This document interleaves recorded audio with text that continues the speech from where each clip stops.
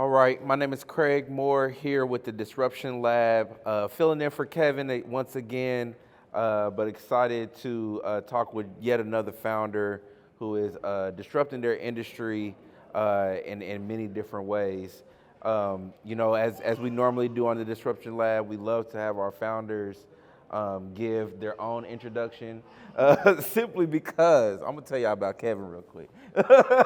So Kevin was I think this is pretty much how you all met, right? Yeah. Okay, Yeah. so Kevin was facilitating another talk. He had Brother Landon here on there, and Kevin does a really good job at preparing for his interviews and things like that. And so he did his little thing. As we all know, we use ChatGPT, and so the name of your company is Go Nutz. Go Nutz, all right. And so as we were doing Go Nutz, Kevin starts talking to him about the snack industry, and that's not what we're talking about today, is it? No. Okay, No. so if you don't mind, tell us a little bit about who you are and what exactly it is that we're going to be talking about today. I am Landon McKinnis. I am the founder of Private Grooming, LLC, but my flagship product is Go Nutz. Go Nutz is a patently designed electric razor that is disrupting the personal grooming industry. So we make a spherical, ball-shaped electric razor. We took away everything that is harmful, all the teeth, everything that cuts you, scratches you, and causes you harm. I have 2 different patents, trademark, and was recently on Shark Tank and closed the deal with Daymond John after the show. So, congratulations to you on that, sir. Can we get a round of applause for yeah, let's get a round of applause for that. So you built a brand around something that most people avoid talking about, most people avoid doing. What's the story behind it? Like what got you started, and was it just an accident and you like, I gotta fix this for everybody, or what was the thought behind the brand? Both of those twofolds. One was looking within my own day-to-day personal routine of what frustration or problem I could solve, and then 2, the word industry disruptor. How can you solve a problem that nobody's solving? All of that came to mind, and then looking at every industry that there is, I found one that has been underserved, I would say. Once I started becoming a professional and doing my research as far as electric clippers and hair trimmers and clippers and things like that, I found out it's a very few in that space. And I was like, why is that? Why is it that the only space nobody really goes after? So I felt like I was going to be able to have a niche market, go into a lane nobody is really paying attention to, and that's now here I am. Yeah, like I think when I think about the grooming industry, I think about like nail polish and things like that, and those industries, they have their certain brands that are always there, that are always. And what's that story for you? I mean, I'm sure Shark Tank is a big story for you, but what was that story that made you say like, all right, I'm on to something, and this is something I need to invest my time into? Really, I had this unwavering belief that I knew what I was going to be bringing to the industry. Nobody was going to see, or nobody had seen, nobody would understand, just because the psychological aspect of everything that's round in our life, everything that comes back to being a lifestyle brand and having a brand or a product that's not just a flash in the pan, something that somebody's going to make the part of their daily lives. Just like when you think of lifestyle brands like Nike or Timberland, or when you name these brands, those people have a certain type of following, that they'll make that brand a part of their daily life. Like when you put on your Nikes every day, you purposely put on those every day. So in everyday life, the symbolism between Go Nutz being a ball and round, I knew it would resonate with everybody subconsciously, because if you look at like those camera lenses that are a ball, you look at the top of the bar stools, they're round. You look at your watch, it's round. And you look at everything. So I figured like that, I wanted a product that's going to resonate and be able to obviously generate revenue, but span globally and widespread. Love it. So, like, okay, so that I want to try to go a little bit deeper into just the psychological thoughts about it because with Go Nutz and the brand itself, there's a little bit of humor. So then that way you can bring somebody into actually like buying it and actually. So like, how do you ride that line of humor and not cringe or anything like that? I think early on, back in 2018, at first it was a taboo subject, but thankfully some of my competitors established that market to where it didn't make it so uncomfortable to have that conversation anymore. So sometimes being first to market is good, but also being second is greater, I would say. So not wanting to name the elephant in the room, but the biggest competitor that uses landscaping tools to try to sell you, they established that market for me. While I was in prototype and development stage, research and development stage, they were steadily establishing that market and making it a little bit less taboo for people to talk about grooming below the belt. People talk about grooming in other places besides above the neck, and slowly but surely creating all the problems that I was going out to solve. So all they were doing was establishing that they weren't really fixing a problem. They were putting a Band-Aid on it. And I was actually creating something, so I was able to take my time, sit back, look at what they were doing wrong, and yeah.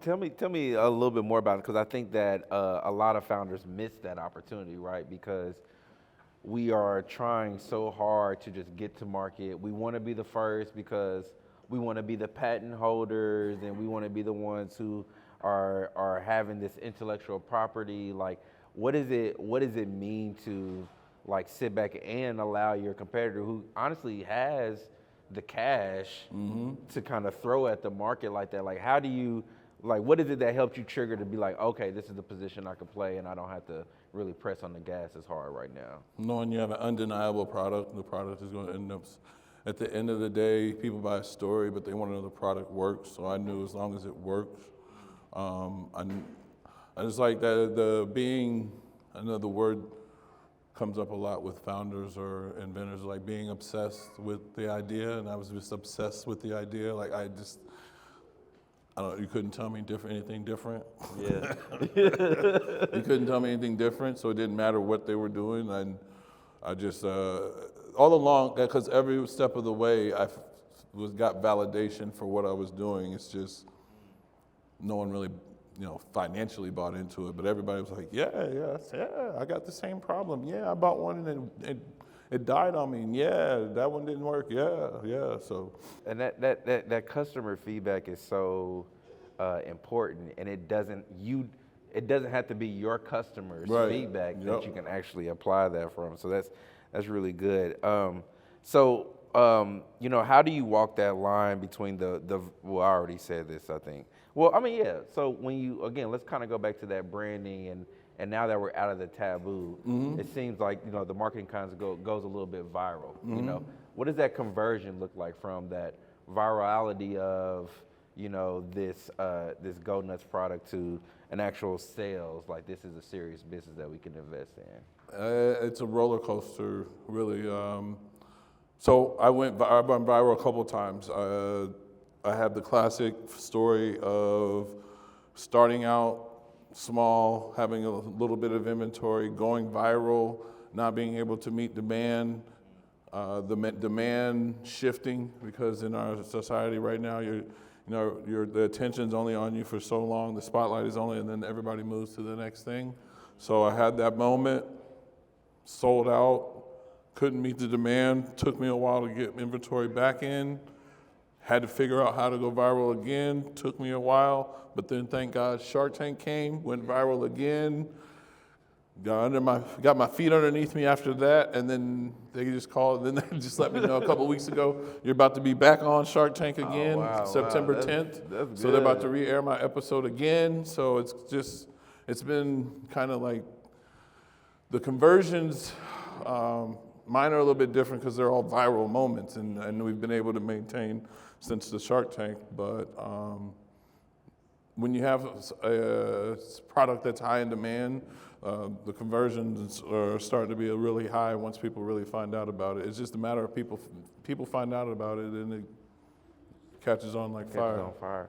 So tell me a little bit about that, because I think most people are used to, I'm building a product, I got supply chain, and then as things roll out, I'm making that inventory again. But then in this social media era, you have people who can do the viral, I'm selling 20,000 units in a couple of days type deal. Like, what is that balance between, you for actually creating a sustainable business for you?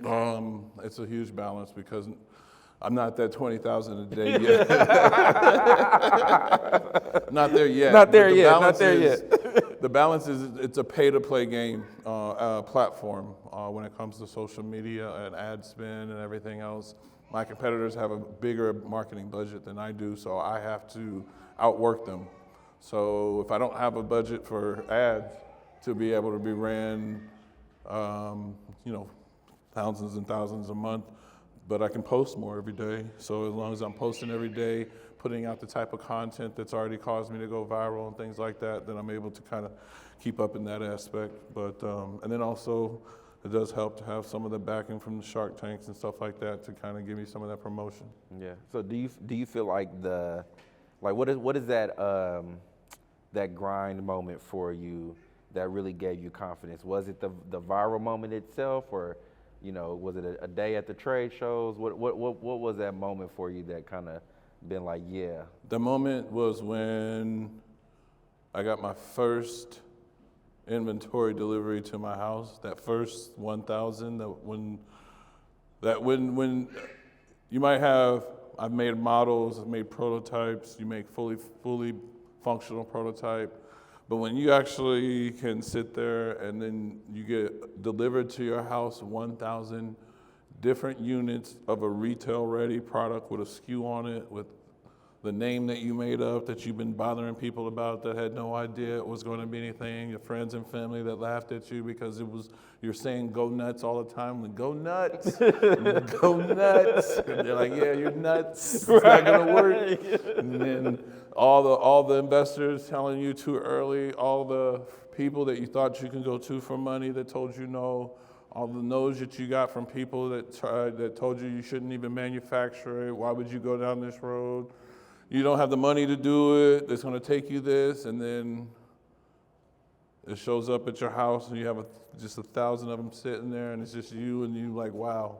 That was a moment, that was like but that was one moment, I would say. That was the first moment, but then the what I tell people the pursuit of happiness moment, like the movie with Will Smith, was when I got the yeses from the Sharks. That's good. And tell us about that Shark Tank journey. Like, what is it about that Shark Tank journey, or in that Shark Tank journey, what is it that you learned about yourself, about your product, and about what it is that you need to do to move forward?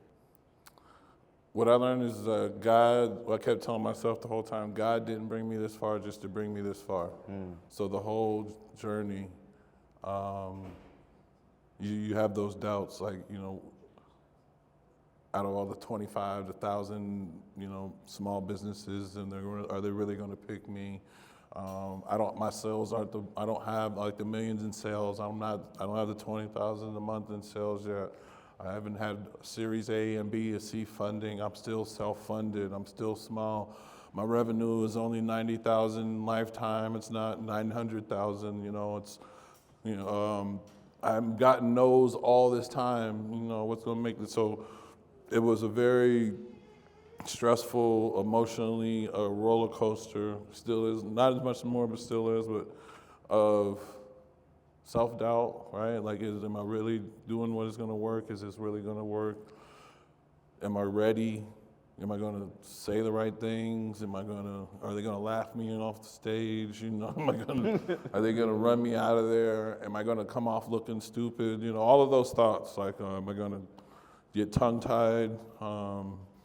Because it's the moment. It's like everything that you've been working for your whole life, all the failures, all the dumb ideas, all the bad relationships, the bad business relationships, all the networking events, all the sales stuff, all the videos, all the little classes, jumping on on Zoom every calls. jumping on all that stuff, and then now it's like a Eminem song. This is your moment. Yeah. Don't lose it. I love it. When you think about all of those conversations and calls that you've had, and well, let me go back. When you think about that first prototype that you had, and then you come to now where you've had all these calls and you got customer feedback, and you look at the product that you have today, how much of that product is still you or customer feedback? The only thing that's still me is the ball itself. But after that, everything has been customer feedback to how they use it, to what they wanted to do. I started off as Go Nutz is supposed to. I was like, I'm gonna stay in my lane below the belt, and customers like, I love it for this, I love it for that, I use it for this, and okay, let's go. Now we're a complete body groomer. That's good. Yeah.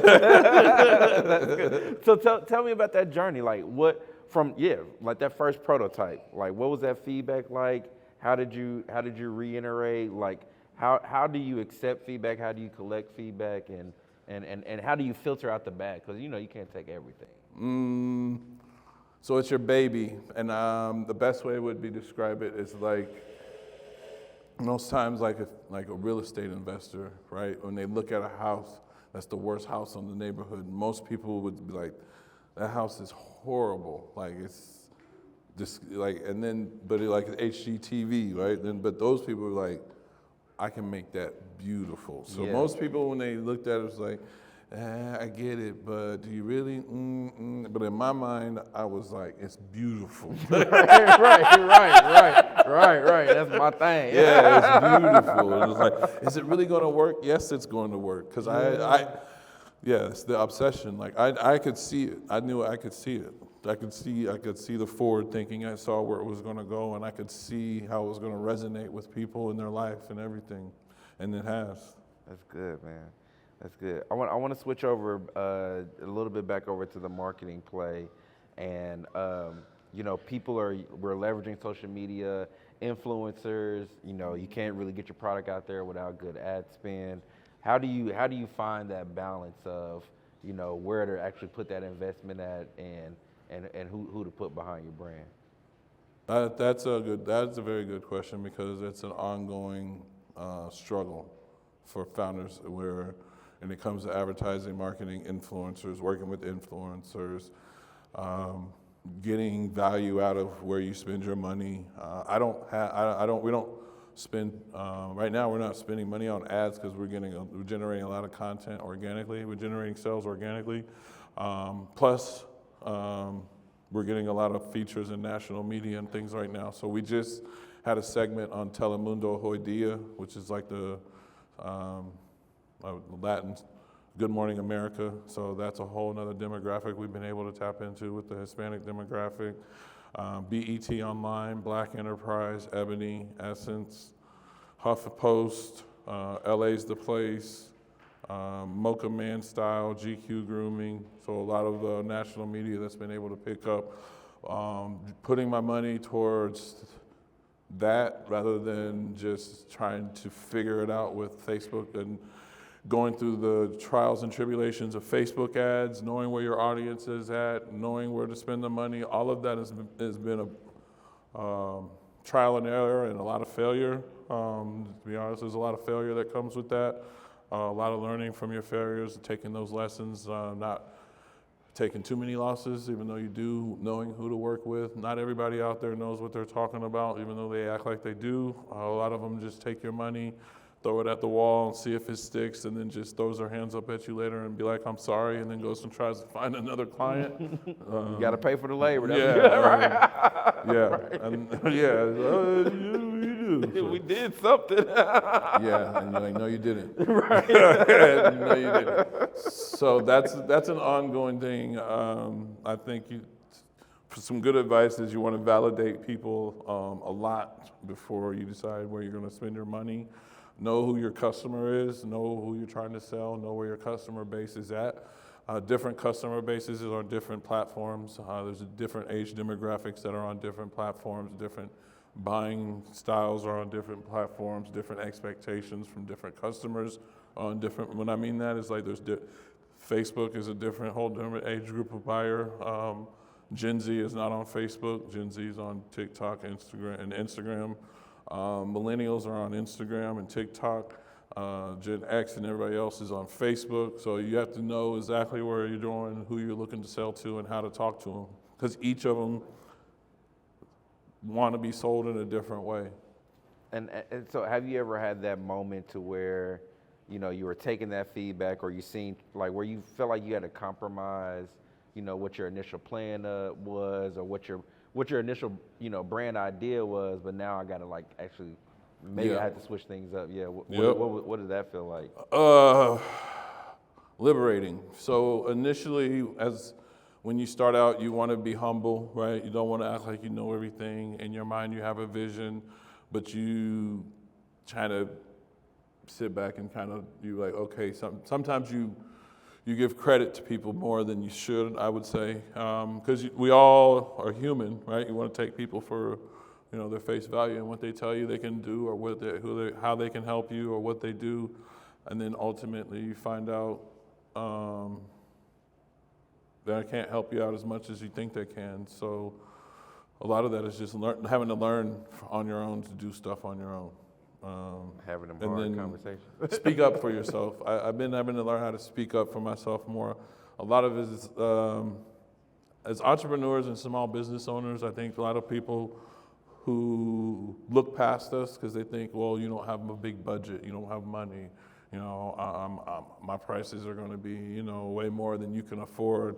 Every time you submit something, then they always ask you, are you ready to invest in your next step? Or how much are you want? Have you ever seen those questionnaires? I say that for some of my clients. Are you willing to invest in yourself? Yeah, how much do you have per month to add to? And it's like, and then you ask you all that, and you get on the phone, and it's like, well, what value are you going to help me bring in sales? Like, tell me what you can do for me. So a lot of it is learning to speak up for myself instead of just being able to take what people give you. I'm going through that now. So that is really big. Just don't be afraid to speak up for yourself. Don't just accept what people give you as far as when they give you back whatever it is, content, video, graphic design, doing your website, whatever it is, speak up. Like, just because they're the professionals, they don't know what you have in mind for the vision for your product, and at the end of the day, it's your product, not theirs. No one's going to be more passionate about your baby than you are. So you want to make sure you speak up. That's the truth. That's the truth. I want to learn a little bit about, just more about like that one grind out moment where, you felt like giving it up. You was like, I'm done. I don't want to do this. And what is it that brought you back? When you go viral again and you have 1,400 orders to fill, and it's just you and your fiance, and you look at each other and that's it. Y'all got to ship out and pack 1,400 orders, and then you have people like, where's my order? Where's my order? And then you have everybody else coming at you from wholesalers and fake investors and everything else. And at the end of the day, everybody asking you for stuff and making assumptions, and you're just like, why am I doing this? Like, why? And I said sometimes, I remember the simple days when, you didn't have nothing to do. You could sit around and watch TV. But really, it's that transition moment from being able to go from being a small business to scaling, because then it's your time isn't your time anymore, and you're being pulled in all different directions. Mm-hmm. And you have to ask yourself, is this really what I want to do? And this is really where I want my life to go, where I really don't have any time to do anything? That's when you have to ask the why. That's why when everybody tells you got to find your why, and you find your why, that the reason you want to find your why is because you're going to come to those moments when you're going to be like, why am I doing this? That's like, so you're going to seriously ask yourself, why am I? What would you you say your why was when you hit that wall? My why is that long-term success as the end goal of being able to leave a legacy and and when people say that, I mean like my name be remembered after I'm gone, because the world doesn't really remember you, or like I think Biggie said, no one, you're not famous until you're dead or something like that. But really, that's what it is, because the industry that I'm in, those are family names, like the family names. It's like Andis, Gillette, Wall, stuff like that. So that's really what I'm chasing, is to be one of those household names that is like a family brand that I leave, not no generational wealth type deal. It's a actual name, like a business, like a corporation. That's good. That's good. I think that's the pure difference between successful founders and okay founders is that why. Because a lot of times starting a startup can look so cool and you on TV and all this other stuff, but it's like, bro, my dark time was when orders were coming in. Orders was in, and I had to pack fill days, bro. Like, and I felt like, and I ran out of inventory, and I ain't got no more inventory, and I'm on back order. And it's like when things get real, and your friends are like, what are you guys doing this weekend? Working. right. I got this pallet. You want to help me? Yeah, you can help. No, we got things going on. Right. I'm about to have a pallet party. That's a packing party. That's what we call it. Let's do it. A packing party. Let's do it. It ain't easy staying up till 3 a.m. packing orders, and you got to get up, put them out for the mailman to pick up, make sure you have a bulk pickup, and you still go to work. Like, it's still a full-time job. You have a full-time job on top of that. It's How hard was it not to just go in and just change the shipping policy real quick? And be like, we said 30. No, it's not hard. It's hard. It's not that easy. There's people will call. Yeah. People call. You call, find your phone, where's my package, and all this. I hear that. So, with being such a viral brand, do you ever find yourself struggling to separate the voice of Landon and Go Nutz? Yep, I do. I'm going through that struggle right now,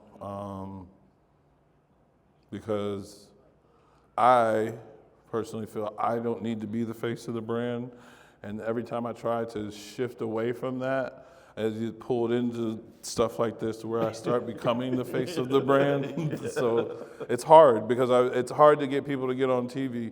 It's very true when they say all your customers that are happy with you are quiet. The only loud ones are the ones that aren't happy with you. But all the thousands of customers that love my product, it's hard for them to get in front of a video to say that. So I have to keep speaking up, and it's like, I know I need other people to talk about. I need UGC content, like you were talking about earlier, some of the struggles with the influencer market and things like that. So being able to get UGC content when I need it, being able to get other type of content, street content, UGC content, creator content, influencer marketing content, all of that kind of content is very valuable to a founder, but it's not as easy to get as that sounds. So that's like a lot of that stuff is a constant struggle. And all of that is me trying to transition to get more other people to becoming the face of the brand, trying to find brand ambassadors and things like that. And then it also goes back to people believing in it before it becomes something. So before Shark Tank, people, was like, yeah, it's great, but, sounds cool. And it's kind of like, being an up-and-coming artist, right? It's like your friends and family, like they'll come to your shows and stuff like that, but they ain't necessarily bought the CD yet. And then next thing you know, you get a record deal. They're like, can I get a ticket to the show? Right? Like, no. Like, you wasn't with me shooting in the gym. Yeah, you wasn't with me shooting you wasn't there with me packing orders. Right. No. Yeah, that, man. Yeah, so it's kind of like that. Oh my God. All right. So we're gonna close it out with our signature hook question. If you can put one brutally honest slogan on every men's grooming product in the country, what would it say? Learn how to groom your body first before blaming products. That's what I would say. People, a lot of your ingrown hairs, that's because you don't take good care of you don't exfoliate, you don't moisturize, you don't use moisturizer, you don't use proper products, you just jump in the shower, use some soap and jump out, you don't use anything else on your body, and then you go and buy products and you're like, how come I'm having this problem? It's because there's another issue before the problem that you're not taking care of. So I would say learn how to groom yourself properly. That's what I would put for men's products. Learn how to groom yourself properly before blaming products that you use. Listen to your wife, because my wife. Yes. I got a whole regimen now. Just The 3-step process. Yeah, it's all there. Every time. Moisturize, Yes, all that. sir. Yeah. Yes, sir. Yeah, your skin's better for it, too. It is. Yeah. Feels a little good. It might be a little bit shiny right now. Yeah. But it's smooth, though. You don't have all those other issues. Yeah. Yeah, that's good, man. Well, Landon, man, I appreciate meeting you, man. Thank you guys for having me. I appreciate it. It's been fun. Yeah, man. Hey, that's it, man. Have a good one. He said, yeah, man. That's it.